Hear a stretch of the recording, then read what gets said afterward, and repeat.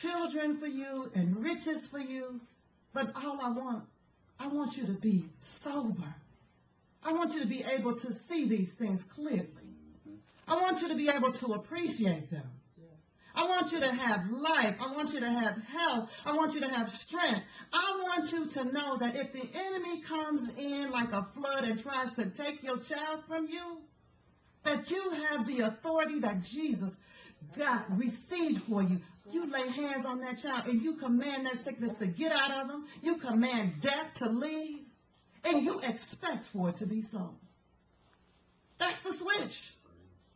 Don't beg me and plead me for something that I've already given you. Don't keep telling me, Lord, save me, save me, save me, save me, save me, save me. And I gave you that. Get off of... Almost said, don't be stuck on stupid. Stop saying the same thing. How can you ask for anything else if you already asked me? Keep asking for the same thing God already gave you. Move on.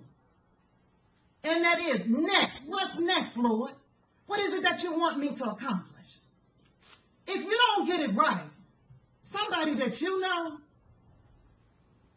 is going to go out of here before they're supposed to. If you don't have this message right, you should be doing it for yourself. But I'm going to tell you, people are depending on you to get the truth. If I'm unconscious, I'm going to need somebody that knows the truth.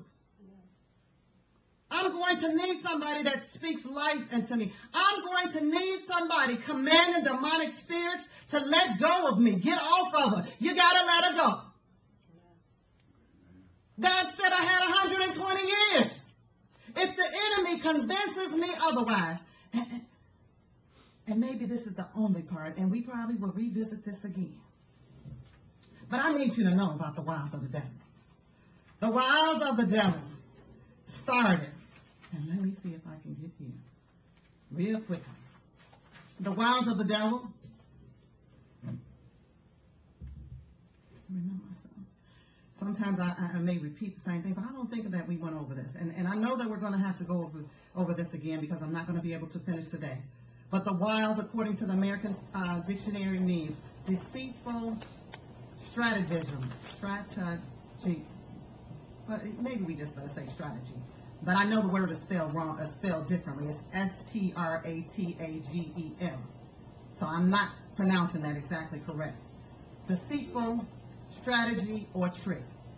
Disarming is also disarming or seductive manner, device, or procedure. This word denotes trickery and deceit. We get such words as strategies, schemes, tactics, and devices from the word wiles. So that wiles is spelled W-I-L-E-S. The devil uses schemes to trick and to deceive. He entices people with his words, and he entices them because they're listening to him, because they're hearing him. There are some times when the devil places thoughts in our minds. For instance, how many have you noticed, and I know you have because I have, anytime you tell yourself, anytime you say, what you're not going to do, I'm going to go on a diet. I'm getting ready to go on a diet. Next thing you know, you watch the television, and now they showing your favorite restaurant. Having a steak, Taco Bell, Pepe's, Burger King. You can get 2 for 1. And then you're watching the program, and it don't just show it to you one time. No, it got to show it to you about 10 times. But I'm going on a diet. That's what you done said. But now the devil done put this thought and done let you see it. Now this thought just keeps coming back. That's the scheme. That's its tactic. And he did this, again, the very first time was in Genesis. And I pulled out 3 things that he did. The wiles of the devil convinced the woman, but then there was 3 things that I pulled out, and it's more. But the wiles of the devil, 3 things he did to the woman and 3 things that he did to the man. And the first thing was, he told the woman, he said, God had told her not to eat from every tree in the garden. And that was in Genesis 3 and 1. When in Genesis 1 and 29, God had specifically said that she could eat from every tree of the world, of the earth rather. So the garden is in the earth. So what was he talking about? There it was, the scheme, there the trick was. Give you a little bit, let me twist it around a little bit, and even the way he asked it, it was like a trick question. Okay, and then number two, the wiles of the devil said, she wasn't like God. When God created man in his image. That was Genesis 3 and 5, and yet that's what Genesis 1 and 26 says. So how was she going to be like any more like him when he already said he created her in his image? Number 3 was his schemes told her she was lacking something that made her less than very good. That's what he said in Genesis 3 and 6. And yet, in Genesis 1 and 31, God himself said that everything was very good. Hey, look, how can you get any better than that? Now imagine this. Here you are in the Garden of Eden. And especially women. I want y'all to see this now. Here you are. You got a good man. I mean, your man is righteous and upright. And good, everything. You don't even know no bad about. Ain't nothing bad. Here you are in a place that's perfect, the Garden of Eden. I mean, you wake up every morning. You don't even have to put nothing on because it's just so nice. It's just so beautiful. The sun comes out every day. Talk about some rain. Ain't no rain. Perfect every day. Climate perfect. You got the best fruit, the best food. You just got it all.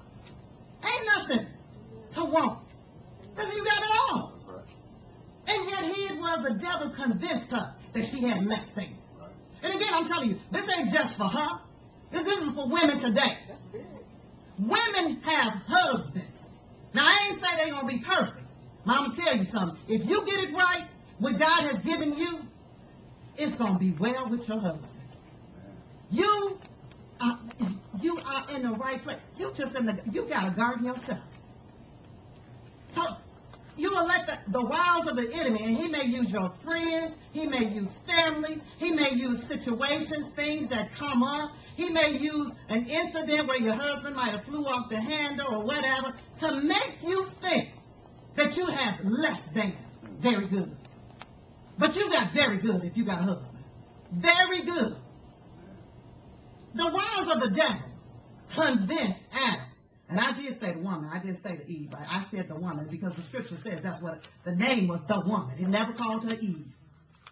And now the wiles of the devil convinced Adam. Now it did say his name was Adam. Because after God spoke to him and gave him a covenant, asked him to do something, or told him what it was that he needed to do, he changed his name. He no longer called him the man. He called him by his name that he gave him, Adam. But the wiles of the devil convinced Adam, if his wife ate and nothing happened, then I can eat too. Give it to me. Don't let me eat it too. That's what Genesis 3 and 6 says, that he ate some too.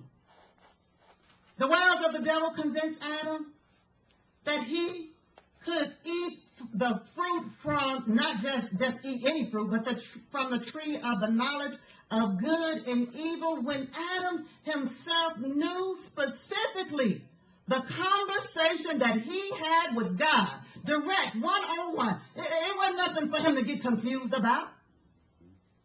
And yet, the wiles of the devil convinced him, yes, okay, don't listen to what God has to say. Go on and give it to me. I eat it. Forget all of that. And lastly, and I told you, this is not the end all. Anybody can add to this list, make a new list, make a longer list. The wiles of the devil convinced Adam that he did not need to take authority over him. And I'm going to say, it wasn't just Adam, but it was the woman too, because God gave authority to both of them, over all of the animals. So at any time, either one of them could have spoke out against the serpent. Either one of them could have told him to get away, get these